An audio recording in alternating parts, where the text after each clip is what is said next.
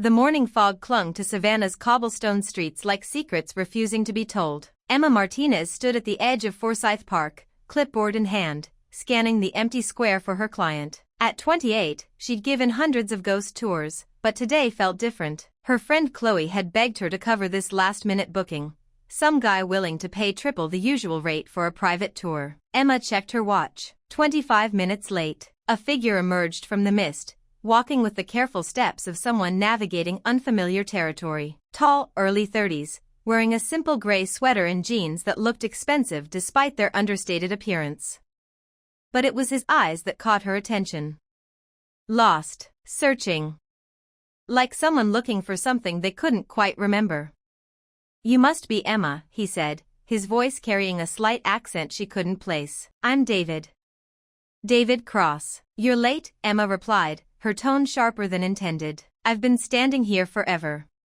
"I'm sorry, He paused, touching his temple as if fighting a headache. "I got turned around. These streets, they all look familiar but different somehow." Emma studied him more closely. Most tourists were excited, cameras ready, questions bubbling over. David seemed almost nervous. "Before we continue with today's story, if you're enjoying what you've heard so far, please hit that subscribe button. Every new subscriber helps me keep sharing these inspiring tales that touch your day. Thank you for your support." "Well, you're here now," she said, softening slightly. "What kind of tour were you looking for? Ghosts, history? Architecture?" "All of it," he said quickly. "Everything you can tell me about this city, every story, every detail." Something in his urgency made her pause. But the money was good, and she needed it. "Follow me," she said. They walked through the historic district, Emma pointing out antebellum mansions and Spanish moss-draped squares. But David's questions were strange, specific. "What about the old medical district?" he asked suddenly. "The research facilities from the 1990s? Emma frowned. "Most tourists want to hear about pirates and Civil War ghosts, not medical buildings." "Please," he said, and there was something desperate in his voice. "It's important." Against her better judgment, she led him toward the abandoned Whitmore Research Institute, its Art Deco facade now covered in ivy and decay. "This place closed down about 15 years ago," she explained. "Some kind of scandal involving experimental treatments." David stopped walking. His face had gone completely white, his hand pressed against the wrought iron gate as if it were burning him. "David, are you okay?" He swayed slightly. "I've been here before. You said you were visiting from out of town." "I thought I was." His voice was barely a whisper. "But I remember this gate. These windows. The sound of machinery inside." Emma felt a chill that had nothing to do with the morning fog.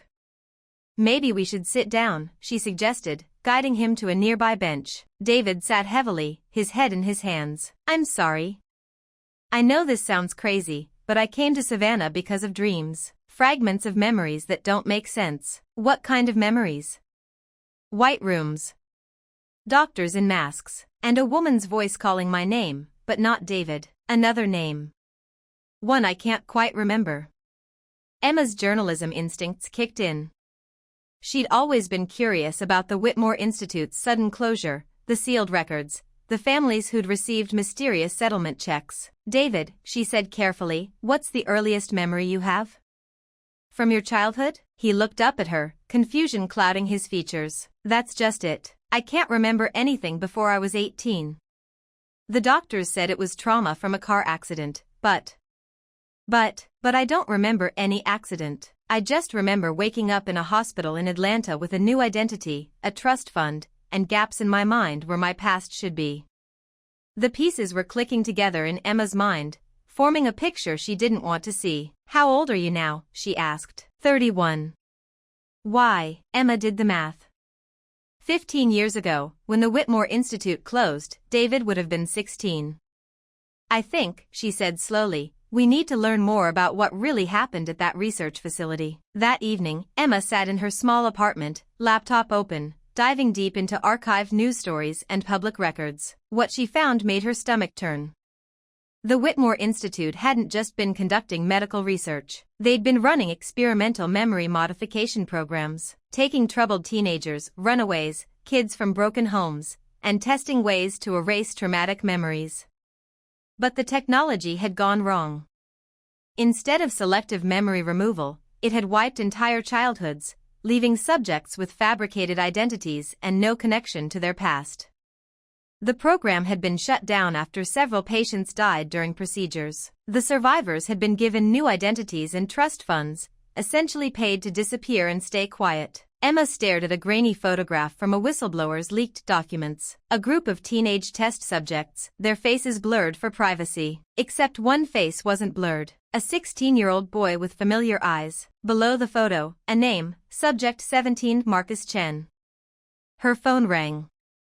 Emma? David's voice was strained. I went back to the institute tonight. Just to look around. I found something. What? There's a loose brick in the wall. Behind it, someone hid a metal box. And inside. Emma heard the sound of paper rustling. There are photographs, letters, a journal written by someone named Marcus. And Emma, one of the letters mentions you. Emma's blood ran cold. What do you mean, mentions me? It's addressed to a girl named Emma Martinez. It says if you're reading this, then I'm gone. But maybe Emma will remember what they made me forget.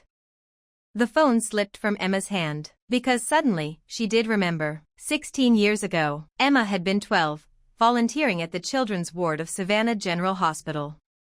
Her mother worked there as a nurse, and Emma loved reading to the young patients. That's where she'd met Marcus. He was 16, a patient from the Whitmore Institute who'd been brought in after a seizure during one of their procedures. While he recovered, Emma had visited him every day, reading stories, bringing him drawings she'd made. Marcus had been scared, talking about doctors who wanted to fix his memories of an abusive childhood. He'd made Emma promise that if anything happened to him, she'd remember who he really was. Then one day, he was gone.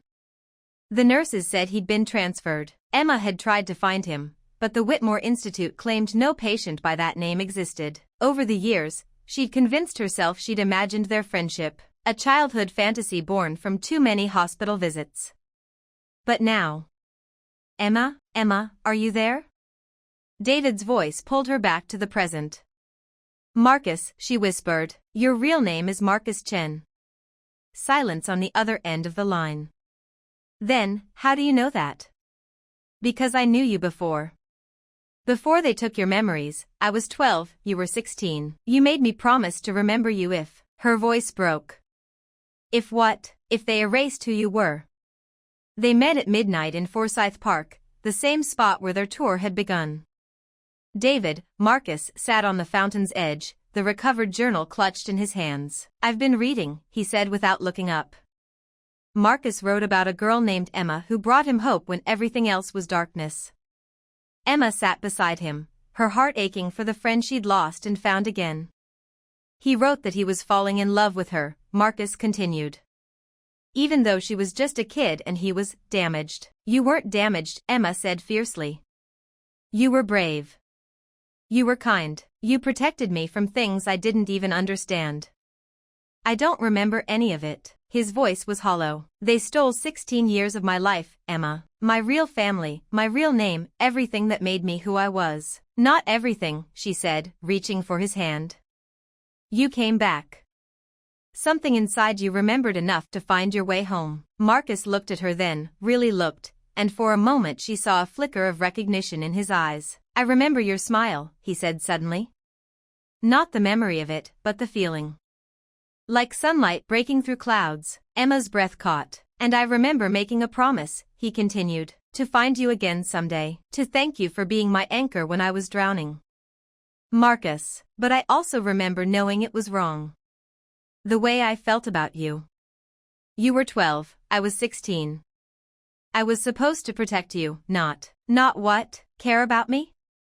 Because I cared about you, too. And when you disappeared, it broke something in me that never quite healed. They sat in silence, the weight of lost years between them. What happens now? Marcus asked. I don't even know if my real family is still alive. If they remember me. If they want me back. Emma pulled out her laptop. Then we find out. Together. Emma, you don't owe me anything. You've already kept your promise just by remembering. Stop, she said firmly. You're not alone anymore. We're going to find your family. We're going to expose what Whitmore did. And we're going to make sure they can never hurt anyone else. Marcus stared at her, wonder and gratitude, and something deeper flickering in his expression. Why, he whispered. Why would you do all that for me? Emma smiled, the same smile that had given a scared teenager hope all those years ago. Because some promises are worth keeping forever. 3 months later. The courtroom was packed as the final verdict was read. The Whitmore Institute's remaining executives were sentenced to decades in prison. The families of victims received justice and compensation that could never truly heal their wounds, but might help them rebuild. Marcus, who had legally reclaimed his birth name, sat in the front row beside Emma. They'd found his sister in California, his elderly grandmother in Chicago. His parents had died years ago, never knowing what had happened to their missing son. But he wasn't alone anymore. The judge called you a hero, Emma said as they walked down the courthouse steps, reporters shouting questions they ignored. We're heroes, Marcus corrected. I couldn't have done any of this without you. You could have, Emma said, but I'm glad you didn't have to.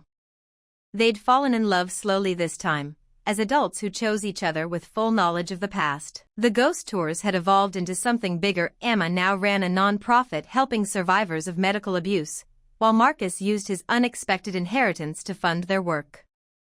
So, Marcus said, stopping in the middle of Bay Street, I have something to ask you. Emma raised an eyebrow.